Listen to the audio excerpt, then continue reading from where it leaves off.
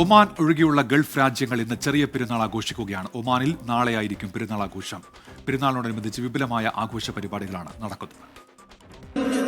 അല്ലാഹു അക്ബർ അല്ലാഹു അക്ബർ അല്ലാഹു അക്ബർ ലാ ഇലാഹ ഇല്ലല്ലാഹ് അല്ലാഹു അക്ബർ. സൗദിയിൽ ഇന്നലെ ഷവ്വാൽ മാസപ്പിറ കണ്ടതോടെ ഇന്ന് ചെറിയ പെരുന്നാളായിരിക്കുമെന്ന് സൗദി സുപ്രീം കോടതിയാണ് പ്രഖ്യാപിച്ചത്. ഇതോടെ ഒമാൻ ഒഴികെയുള്ള മറ്റു ഗൾഫ് രാജ്യങ്ങളും ഇന്ന് ചെറിയ പെരുന്നാളായി പ്രഖ്യാപിച്ചു. ഒമാനിൽ ഇന്നലെ മാസപ്പിറ കാണാത്തതിനാൽ ഇന്ന് റമദാൻ 30 പൂർത്തിയാക്കും. നാളെയാണ് ഒമാനിൽ ചെറിയ പെരുന്നാൾ.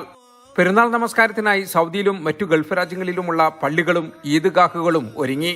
സൗദിയിൽ മാത്രം 4000-ഓളം ഈദ്ഗാഹുകൾ ഉൾപ്പെടെ 20,000-ഓളം സ്ഥലങ്ങളിലാണ് പെരുന്നാൾ നമസ്കാരം നടക്കുന്നത്. മക്കയിലും മദീനയിലുമുള്ള ഹറം പള്ളികളിൽ ലക്ഷക്കണക്കിന് വിശ്വാസികൾ പെരുന്നാൾ നമസ്കാരത്തിൽ പങ്കെടുക്കും. ഇന്നലെ മാസം കണ്ടതോടെ തന്നെ വിശ്വാസികൾ തക്ബീർ ധ്വനികൾ മുഴക്കി പെരുന്നാളിനെ സ്വാഗതം ചെയ്തു.